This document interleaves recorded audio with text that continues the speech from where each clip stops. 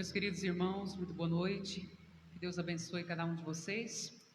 Vamos dar início ao nosso culto cantando Ele exaltado, Rei exaltado nos céus.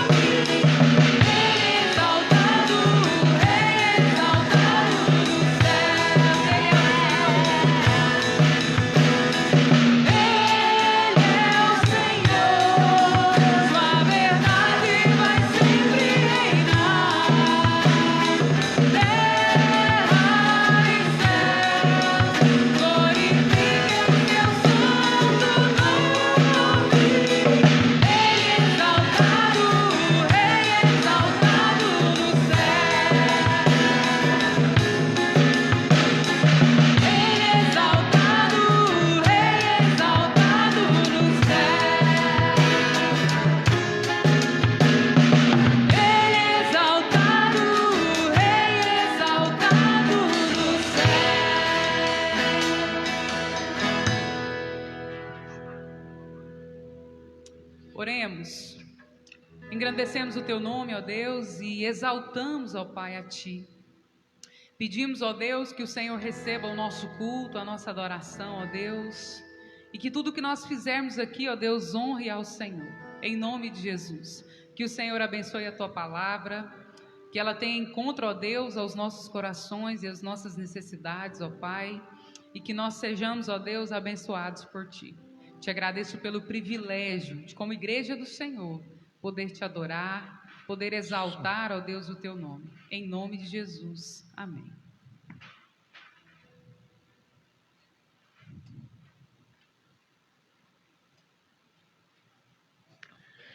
Meus queridos, boa noite. Nós já cantamos ao nosso Deus. Eu queria que você abrisse a sua Bíblia, você que a tem aí, Romanos capítulo 11. Romanos capítulo 11. Eu queria ler apenas o versículo 36 de Romanos 11.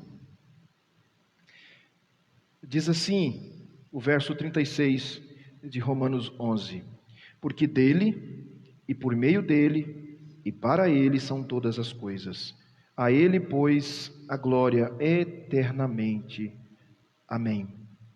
O apóstolo Paulo aqui, concluindo uma das suas partes do livro de Romanos, ele divide Romanos em uma parte um pouco mais teórica, mais doutrinária, e a partir do capítulo 12 ele vai tratar questões mais práticas. Por isso que no capítulo 12, logo no início, ele diz: rogo-vos, está chamando o povo a ter uma prática daquilo que ele acabara de dizer.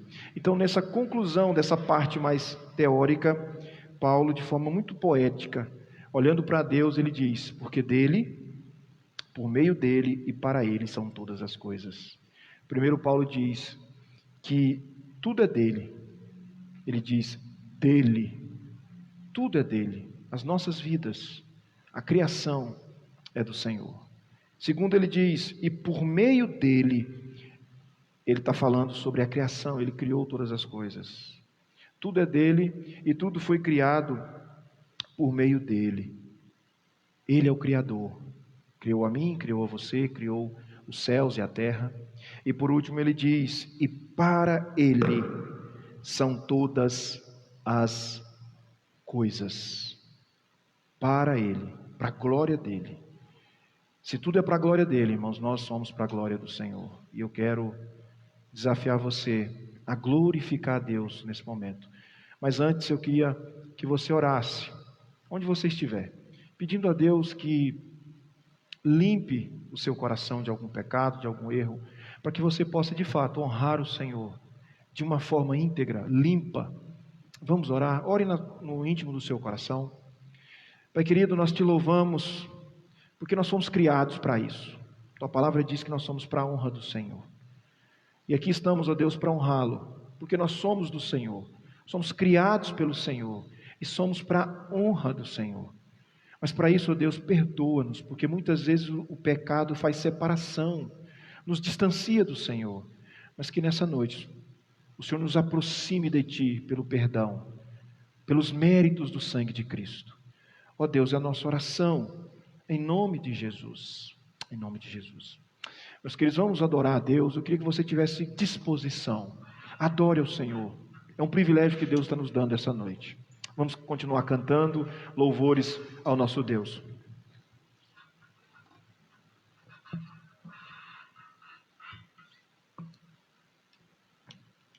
Deus enviou o seu Filho amado para nos salvar e perdoar. Vamos cantar?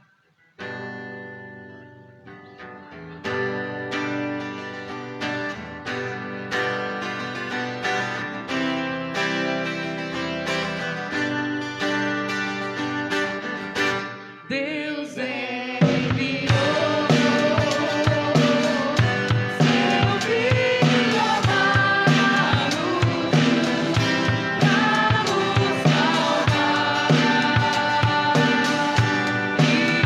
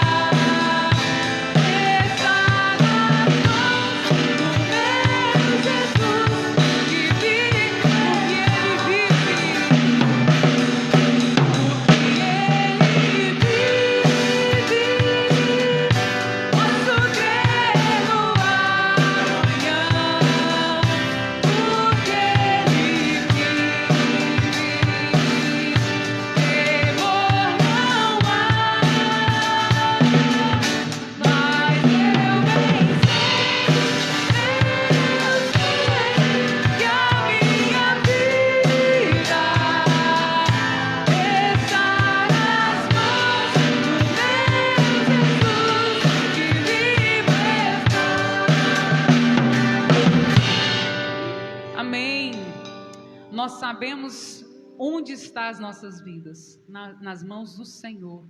E é por isso que nós cantamos com alegria, e é por isso que nós encaramos esses dias difíceis de uma forma diferente, porque nós sabemos aonde estão as nossas vidas, nas mãos de quem estão as nossas vidas, amém? Meu Jesus Salvador, outro igual não há.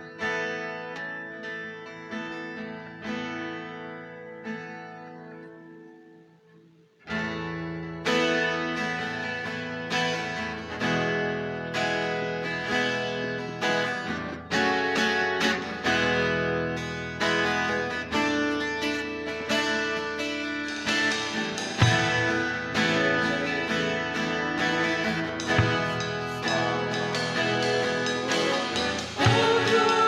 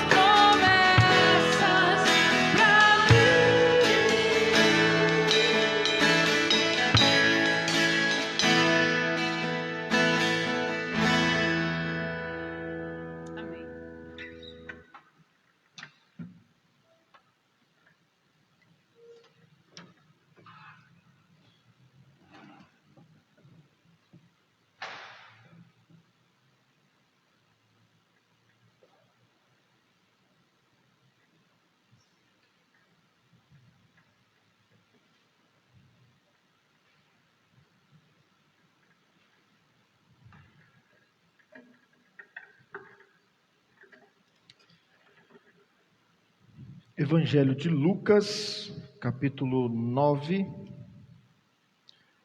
apenas o versículo 23.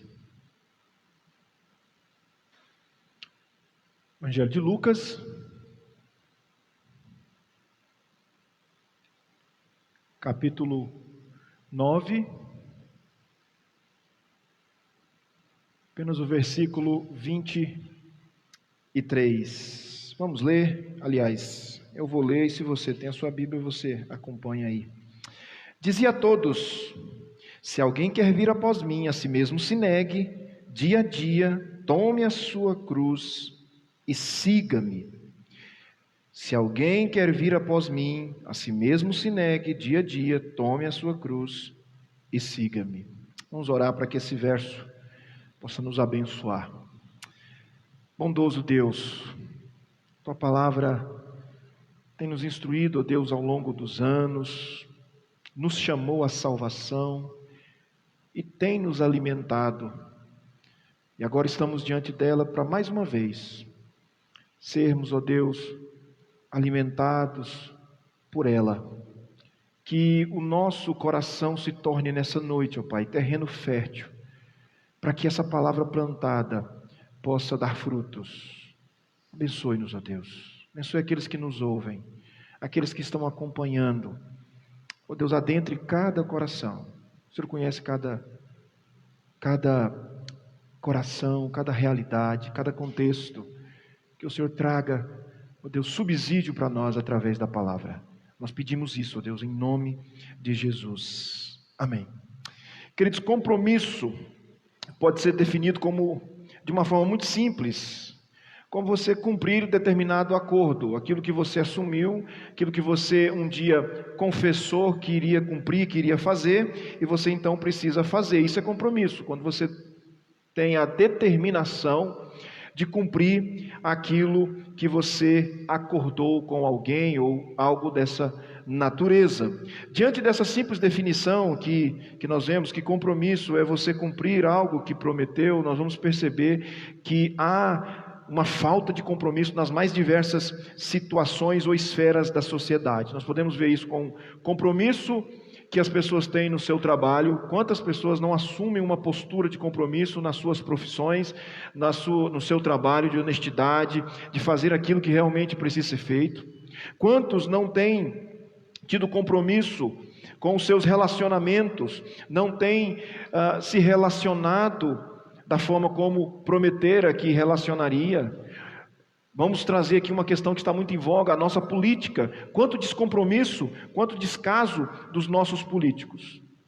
Mas o fato é, irmãos, que para nós os cristãos, para eu e você que um dia foi lavado e remido pelo sangue de Cristo, o compromisso é algo muito sério. O compromisso é algo que faz parte da nossa natureza, da nossa nova natureza, daquela natureza remida, lavada. Nós precisamos então cumprir, faz parte da nossa nova natureza, cumprir os nossos compromissos. Principalmente, irmãos, o nosso compromisso com Deus. E nós estamos diante de um texto aqui que trata justamente de um compromisso que nós devemos ter com Deus. Trata de como deve ser esse compromisso. Esse é um texto extremamente conhecido e talvez por ser muito conhecido e muito às vezes lido, nós não o abordamos com a devida profundidade, com a reflexão profunda que esse texto merece. Mas Jesus está aqui chamando o povo a um compromisso muito sério. Jesus está chamando aqueles que estão acompanhando ele e diz para aquelas pessoas quais são as condições para segui-lo, quais são as condições para ser um discípulo, quais são as condições para a vida cristã. E Jesus faz isso porque muitos acompanhavam Jesus com uma visão errada do que era a obra de Jesus, do que Jesus viria fazer. Então, irmãos, Jesus está esclarecendo aqui. Havia uma ideia de que Jesus viria e retomaria o trono político de Israel, que Jesus então reuniria um exército e tiraria do trono os reis que Roma havia colocado na Judéia, na Palestina, e retornaria aquilo que um dia fora com Davi e os demais reis, e que então se estabeleceria uma corte em Jesus. Ele teria um castelo, ele seria um monarca, um líder político. E Jesus está querendo mostrar para as pessoas o que que era a sua obra, para que aqueles que estivessem com ele soubessem muito bem. Por isso que você vai observar que no verso 22, que antecede o nosso texto, Jesus ele esclarece qual é a sua obra, a sua missão aqui. O verso 22 diz assim: é necessário que o Filho do Homem sofra muitas coisas, seja rejeitado pelos anciãos, pelos principais sacerdotes e pelos escribas, seja morto e no terceiro dia ressuscite. Então ele expõe que essa é a obra dele, e aí ele volta para aqueles que estavam ao seu redor e diz: se alguém quer ser meu discípulo, se alguém quer caminhar comigo, vocês precisam encarar estas questões. E ele então expõe ali no verso 23 que nós lemos todas as questões que envolvia esse compromisso, e ele quer deixar aqui muito claro que ele não tinha nada a ver com uma corte, não tinha nada a ver com um reino terreno, não tinha nada a ver com um monarca que iria então tomar o lugar do trono de Roma. Ele está dizendo: não é essa, não é isso. E esse compromisso descrito aqui, meus queridos, no verso 23, é o compromisso que nós precisamos assumir hoje também. Jesus exige de nós o mesmo comprometimento. Os padrões de seguir Jesus não mudaram, continuam sendo o mesmo. E é esse padrão, e são esses pontos, esses princípios que eu e você precisamos assumir para sermos verdadeiros discípulos de Jesus. Por isso, queridos, eu queria pensar nessa noite com você aqui sobre os imperativos de um compromisso cristão. Gostaria de ponderar sobre esse tema, os imperativos de um compromisso cristão. O primeiro imperativo, a primeira ordem de um compromisso cristão que nós vemos aqui no texto, irmãos, é a abnegação do eu. Primeiro imperativo de um compromisso sério, verdadeiro, é a abnegação do eu. Querido, ser cristão é sobretudo entender que agora nós temos um Senhor que rege a nossa vida, que nós temos agora alguém que vai direcionar os nossos passos, alguém que vai trazer os seus valores e princípios pelos quais Ele quer e Ele exige que nós andemos. Então, o cristianismo não é autônomo, o cristianismo não é viver de forma autônoma, da forma que eu entendo que seja melhor. Não, é se submeter ao senhorio de Cristo, e para isso eu preciso então me tirar do trono. O meu eu não pode ser mais aquilo que vai reger e dar as diretrizes para a minha caminhada. Isso é, de certa forma, algo difícil, porque nós queremos dar vazão às nossas vontades, aos nossos desejos, mas Jesus está dizendo aqui que não é assim, e Ele deixa isso muito claro. Não existe, não tem como ter um compromisso sério se o eu não morrer. Veja o que Jesus diz no início do versículo: se alguém quer vir após mim, a si mesmo se negue. Jesus é enfático em dizer: a si mesmo se negue. O verbo negar aqui pode ser traduzido, irmãos, do grego para o português como recusar, não ceder, não estar debaixo, resistir. E é justamente isso que Jesus está dizendo: se vocês querem andar comigo, vocês precisam então começar a lidar com a natureza de vocês, com a vontade de vocês, para que vocês não deixem que a vontade, o desejo, e aí Jesus está falando de desejos pecaminosos, não domine vocês e não leve vocês para longe do que é certo. Então essa é a ideia de negar. E quando ele diz negue a si mesmo, quando ele diz a si mesmo, são as nossas vontades pecaminosas, aquilo que por vezes nós queremos fazer e que é errado. E ele diz: você não pode mais ceder à sua natureza caída. E o que Jesus está dizendo para aqueles que queriam segui-lo? Que o que governaria a vida deles a partir daquele momento seria Jesus. O padrão seria Jesus, não mais a própria natureza, entregues a si mesmo. Aquele que não tem, Jesus está dizendo, aquele que não tem Ele como Senhor, vive de qualquer forma, vive pelas suas próprias vontades, mas Ele está dizendo, aquele que quer me seguir,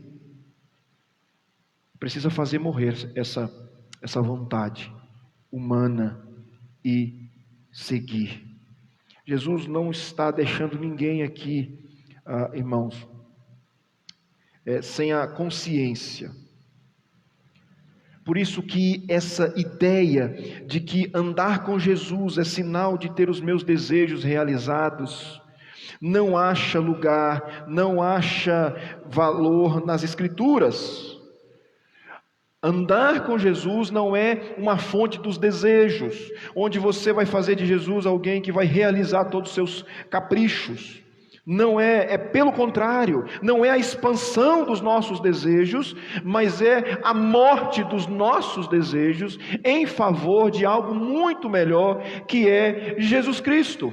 Essa é a ideia. E Paulo, irmãos, é alguém que entendeu de uma forma concreta e profunda o que Jesus está nos ensinando aqui. Paulo, em Gálatas 2:20, ele entendeu bem, e as expressões das suas palavras aqui mostram isso. Gálatas 2:20, Paulo diz: logo, já não sou eu quem vive, mas Cristo vive em mim. E esse viver que agora tenho na carne, vivo pela fé no Filho de Deus, que me amou e a si mesmo se entregou por mim. Irmãos, a expressão de Paulo, já não sou eu quem vivo, ele está dizendo, já não é mais as minhas vontades que direcionam a minha vida, eu as reneguei a favor de Jesus. Ele fez morrer. Irmãos, viver negando as nossas vontades, desejos, sujos, maltrapilhos, é desafiador. Sabe por quê? Porque o que nos cerca é uma sociedade que a todo custo busca a realização dos seus desejos, e não importa se tais desejos sejam desejos obscuros, sejam desejos maléficos, o interessante é realizar, é dar vazão. A nossa sociedade hoje é uma sociedade que prega, faça tudo que te faça feliz, ainda que esse tudo seja maltratar alguém, seja burlar a lei, não importa, se te faz feliz, isso é a chancela de que você pode fazer. E Jesus está dizendo aqui justamente ao contrário. E isso é desafiador. Esse mundo hedonista, recheado de vontades próprias, nós obedecermos a Jesus é desafiador. Mas é isso que Jesus exige de nós. É isso que Jesus exige de nós. A si mesmo se negue. Nós não podemos, irmãos, viver a nossa vida cristã, e eu quero que você guarde isso no seu coração. Nós não podemos viver a vida cristã do meu jeito. E nós ouvimos isso muitas vezes por aí, pessoas dizendo, eu creio em Deus, eu sigo a Deus do meu jeito. Está errado, porque não é do jeito que nós achamos e entendemos, é do jeito que Ele quer. Por isso que Ele diz, aquele que quer ser meu discípulo, a si mesmo se negue. Não é do seu jeito, mas é do jeito dele. E Jesus está dizendo isso aqui. Então você não pode servir a Deus do seu jeito, do seu modo. Isso é extremamente perigoso. Eu elenco um texto aqui, trago um texto aqui, de Números 26:61, que diz assim: Nadab e Abiú morreram quando levaram fogo estranho perante o Senhor. Nadab e Abiú eram sacerdotes, e eles levaram um fogo estranho. Não sabemos se o fogo estranho era porque foi tirado não lá de dentro do tabernáculo, ou se era um fogo aceso de uma forma equivocada. Nós não sabemos qual é a ideia de fogo estranho, mas o fato é que não era aquilo que era para ser apresentado. Não estava de conformidade com a lei de Moisés. O que aconteceu com eles? Eles morreram, porque eles não fizeram como deveria ser feito. Eles fizeram do jeito deles. Mas Jesus nos chama a fazer do jeito de Jesus. E viver, irmãos, a nossa vontade, em detrimento da vontade divina, significa que eu acho que as minhas vontades é melhor do que a de Deus. E isso é extremamente perigoso. Você achar que as suas vontades é melhor do que a de Deus é extremamente perigoso. Eu quero desafiar você. Você tem vivido uma vida cristã que tem negado a si mesmo? Ou você tem procurado conchavos para ajustar os seus desejos, muitas vezes pecaminosos, com o caminhar com Jesus? Se você está fazendo isso, você não está caminhando com Jesus. Porque uma das exigências de Jesus aqui é: negue a si mesmo. Negue a si mesmo. Portanto, não é porque você deseja é que pode ser feito. Não é porque a sua natureza pede que pode ser feito. Jesus está dizendo: é aquilo que eu disser. Negue a si mesmo. Não viva do seu jeito, irmãos. Você não tem condições de gerenciar a sua vida pela sua própria vontade. Você não pode viver pela sua própria vontade. Ainda que a vontade de Deus, meus irmãos, não pareça boa, e às vezes ela não parece ser a melhor. Às vezes a vontade de Deus que Ele está implantando em nós não é boa no sentido nosso, na nossa visão, mas eu quero dizer para você que ela é melhor que a sua. A vontade de Deus é melhor do que a nossa. A vontade de Deus é melhor do que a sua, porque é a vontade de Deus. Por mais que ela pareça que não é, saiba que ela é. Portanto, irmãos, o primeiro imperativo do compromisso cristão é a abnegação do eu. O segundo imperativo aqui de um compromisso cristão é a disposição para lutar diariamente. O segundo imperativo, irmãos, de um compromisso cristão é a disposição para lutar diariamente. Irmãos, o padrão cristão de vida destoa do padrão do mundo. Nós não estamos em igualdade de valores, nós não estamos em igualdade de esperança, nós não estamos em igualdade de expectativa, de princípios. Os nossos valores são diferenciados, o nosso modo de caminhar, o nosso comportamento é diferenciado. E isso então, essa diferença faz com que nós entramos em rota de colisão com o mundo.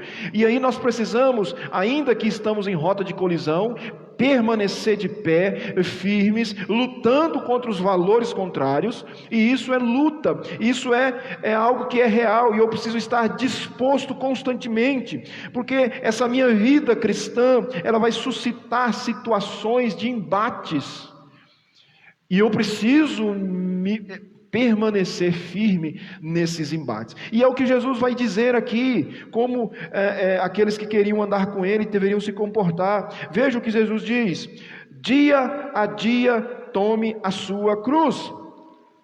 Dia a dia tome a sua cruz, diz Jesus. Está dizendo para aquelas pessoas: vocês precisam tomar a sua cruz. E o que Jesus quer dizer, irmãos, com tomar a sua cruz? Qual que era o significado de cruz naquela época? Hoje nós sabemos que a cruz significa o simbolismo do cristianismo. Nós temos uma cruz aqui na frente da nossa igreja, porque significa a salvação que um dia foi alcançada pelo próprio Jesus. Mas nessa época não era isso o significado. Não era um simbolismo religioso. O que era cruz naquela época? Cruz naquela época significava humilhação, significava abandono e significava sobretudo morte. Era a forma de condenação do Império Romano, era a forma que o Império Romano tratava os seus inimigos, era a imposição, era a morte que era imposta pelo Império Romano aos seus inimigos, a morte de cruz, carregar a cruz, pregar ali, e eles usavam esse artefato porque as pessoas ficavam ali agonizando por dias, por horas, e a ideia era para que os outros inimigos pudessem entender o que acontecia com aqueles que se faziam-se inimigos de Roma. Era a morte agonizante. Então Jesus, quando suscita a ideia de cruz e tomar a cruz, Ele está dizendo: você precisa estar disposto a lutar. Você precisa estar disposto a ser rejeitado. Você precisa estar disposto até mesmo a morrer por mim, se assim for exigido. O que ele está dizendo o caminho cristão exige um esforço, porque ele é um caminho árduo, ele é um caminho que tem muitas traves, ele é um caminho que tem muitas dificuldades. E aí Jesus quer tirar de vez da mente daqueles que imaginavam que ele iria para Jerusalém e iria conquistar o trono, formar uma corte, e alguns ali seriam seus ministros que serviriam ali nas regalias. E Jesus está dizendo: eu não vou para Jerusalém para que isso aconteça, pelo contrário, eu vou para Jerusalém para morrer, para se entregar. E interessante que Jesus vai dizer aqui que essa entrega de carregar, essa busca para carregar a cruz, ela é cotidiana, porque ele diz aqui, dia a dia.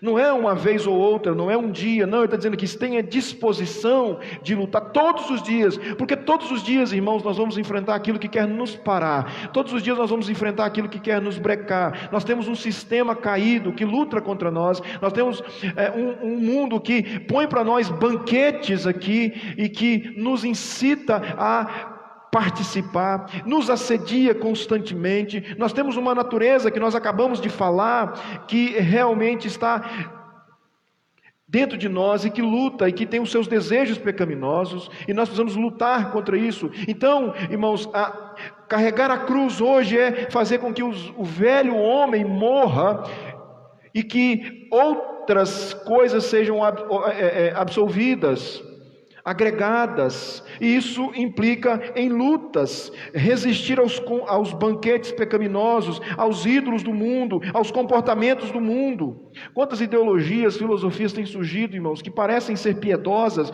mas são ideologias e filosofias satânicas, malignas, que vai contra as verdades do Evangelho. Irmãos, quando nós entendemos que a cruz faz parte da nossa vida, nós vamos aprender a lidar mais de forma melhor com os nossos embates. Quando eu sei que a cruz, ela faz parte da minha caminhada cristã, então quando as dificuldades vier, eu tenho uma melhor compreensão, porque eu sei que é assim, eu não estou sendo pego de surpresa. Aquilo que Pedro diz na sua carta, que nós não tenhamos por surpresa, por algo extraordinário, as provações, porque elas são ordinárias na nossa caminhada cristã.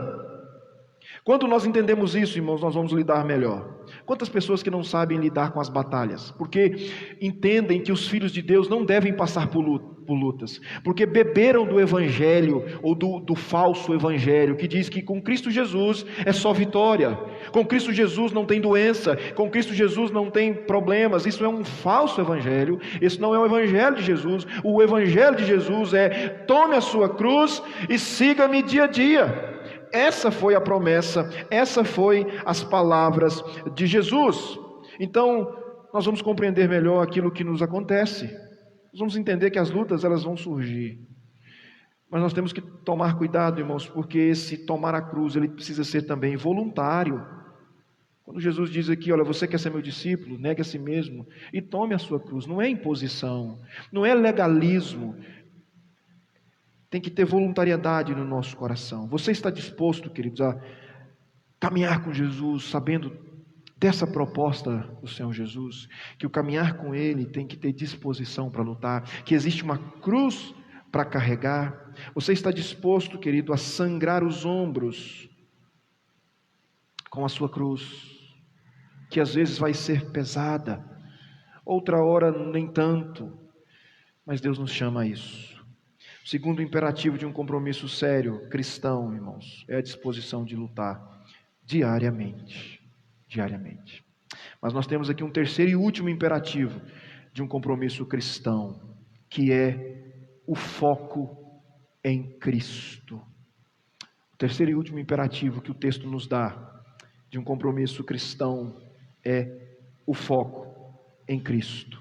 Muitas vezes, irmãos, nós até estamos dispostos e até estamos abnegando da nossa vontade, nós até estamos enfrentando as lutas, mas o nosso foco está errado, o nosso foco está no lugar errado, nós estamos andando para a direção errada.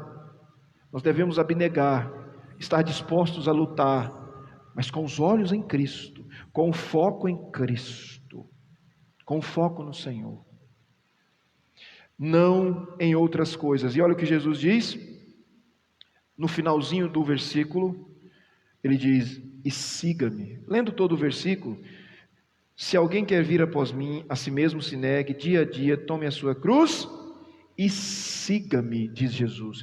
E me siga. A ideia de seguir Jesus, a ideia de um discípulo seguir o mestre, obviamente implicaria num seguir geográfico, onde o mestre iria, onde o discípulo iria acompanhar o seu mestre, aonde ele iria. Então tem a ver com sair de um ponto para outro, mas o que Jesus quer dizer aqui não é só isso. Obviamente aqueles que seguiriam Jesus iriam segui-lo nas suas jornadas, mas a expressão de Jesus aqui, siga-me ou segue-me, é uma ideia muito mais ampla, é uma ideia que envolve aprender dele, que envolve tê-lo como referencial, onde Jesus é o grande foco do aprendizado, onde Jesus é a referência no comportamento, em todos os aspectos, e aqueles discípulos então aprenderiam de Jesus, se submeteria a Jesus. Envolve aqui, irmãos, obedecer, seguir, ter prazer em Jesus. Nesse sentido, mais uma vez, Jesus está dizendo para aqueles homens ali: vocês não podem me seguir a fim de achar que eu vou para um palácio e lá vocês vão ter todas as regalias que uma corte pode ter. Jesus está dizendo: não é esse o foco sou eu, é a minha pessoa, é o que eu ensino para vocês, é o que eu sou, é o que eu fiz ou o que eu vou fazer por vocês. Não é o que vai no contexto, uma vez porque ele não iria para um palácio. Então ele está dizendo: vocês querem ser discípulo, siga-me, me tenha como referência. E é interessante que na gramática grega a ideia de segue-me dá uma ideia de uma atitude que tem início, mas que não tem fim. É uma ideia de seguir Jesus constantemente. Não é uma ideia que tem início, meio e fim. Não é uma atitude fechada. É uma atitude que tem início, mas ela vai seguir. É como se Jesus estivesse dizendo: vocês precisam continuar seguindo-me. Vocês precisam olhar para mim e continuar constantemente a caminhada. Isso mostra que eu não posso caminhar com Jesus, irmãos, periodicamente. Por um tempo, depois eu desisto, depois eu volto. Jesus está nos desafiando aqui a focar nele continuamente. Amados irmãos, o foco da nossa existência tem que olhar para Cristo. Essa vida te proporciona muitos focos, muitos caminhos, proporciona para você muitas coisas que se você deixar, tomam o primeiro lugar da sua existência. Poderia citar aqui vários: carreiras, lazer, bens, dinheiro, sucesso, posição social. Alguns colocam até pastores, personalidades, estética do corpo. Tudo isso começa a se tornar o foco central da vida. Se isso acontecer, você não pode ser discípulo de Jesus, porque para ser discípulo de Jesus você precisa segui-lo, entendendo que ele é o foco central.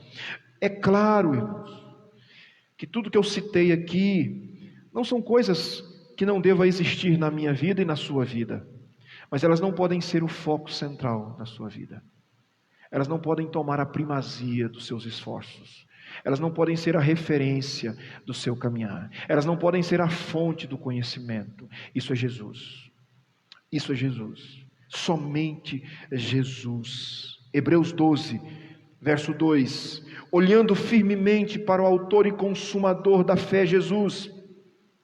Olha só o que diz o autor, que nós devemos caminhar olhando firmemente para o autor e consumador de nossa fé, Jesus Cristo. O nosso olhar para Jesus. Meus queridos, Jesus tem sido o foco central da sua caminhada.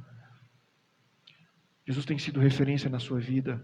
Você tem olhado para Jesus, você tem olhado para como que Jesus orava, você tem olhado para a piedade, para o amor, para a devoção que Jesus tinha, para a fé que Jesus tinha, ainda que Ele era Deus e é Deus, mas Ele nos ensinou o que é fé, o que é esperança. Você tem olhado para Jesus, o seu referencial de vida é Jesus. Cuidado, irmãos, nós temos tantas pessoas que se apresentam para nós como sendo o foco central, a referência central. Não se perca com esses falsos, porque eles não podem suprir, eles não podem nutrir você. Por isso que o seu foco precisa ser Jesus Cristo. Segue-me, diz Jesus, segue-me. Concluindo aqui, irmãos, esses são alguns imperativos do compromisso cristão: abnegação do eu, disposição para lutar e foco em Jesus. Algumas reflexões para nós. Primeiro, querido, esse compromisso que nós acabamos de falar aqui, que Jesus exige de nós, para que ele aconteça, para que ele seja vivido em nós precisamos de uma vida de disciplina, nós precisamos de uma vida de piedade, nós precisamos de uma vida de temor a Deus. Somente assim eu vou atender ao que Jesus está dizendo aqui. Se eu estiver focado, temeroso, se eu estiver aos pés de Deus. Hoje, irmãos, Deus dá para os que estão fiéis, firmes com Jesus, a oportunidade de reafirmar esse compromisso, ratificar esse compromisso, de abnegar o eu, de estar disposto a lutar, de ter foco nele. Mas Deus também dá àqueles que ainda não têm esse compromisso. Talvez você que está me ouvindo hoje, você que está me escutando, você que está me vendo, você não tem esse compromisso que Jesus está dizendo aqui. Então Deus te chama hoje para que você também tenha esse compromisso, que você também possa abraçar esse compromisso com todas essas questões, disposto a fazer morrer a sua natureza, disposto a enfrentar as lutas e olhando e focando como centro de tudo Jesus Cristo. Deus te dá essa oportunidade, querido. Você pode orar na sua casa e onde você estiver e pedir para que isso exista no seu coração. Que as nossas vidas, queridos, sejam marcadas por esse compromisso, baseado na negação do eu, na disposição de lutar e com foco em Jesus Cristo. Que Deus abençoe as nossas vidas. Vamos orar. Oh Deus, quão desafiadora é a Tua palavra. Quão longe de nós ela está para ser cumprida por nós. É por isso que nessa noite, ó Deus, diante de tamanho desafio, nós clamamos ao Senhor, porque somente o Senhor pode aplicar, pode trazer essas verdades para o coração. Ó Deus, que o Teu Espírito Santo nessa noite esteja inundando-nos, ó Pai, com essa palavra, promovendo em nós, ó Deus, esse compromisso, promovendo em nós, ó Deus, esse desafio. E aqueles que, nesse momento, ó Deus, foram balançados pelo Senhor, ó Deus, visite-os, e que eles sejam também compromissados com o Senhor, da forma que o texto nos apresenta. Ó Deus, nos dê uma semana em que nós possamos nos lembrar desse texto, possamos nos lembrar dessa palavra, e assim podemos viver essas verdades. Nós oramos em nome de Jesus. Amém. Queridos, Deus abençoe. Vamos em paz. Aliás, não tem como ir em paz, né? Só eu que vou e os que estão aqui, né? Vocês já estão em paz em casa. Que Deus abençoe a sua semana em nome de Jesus.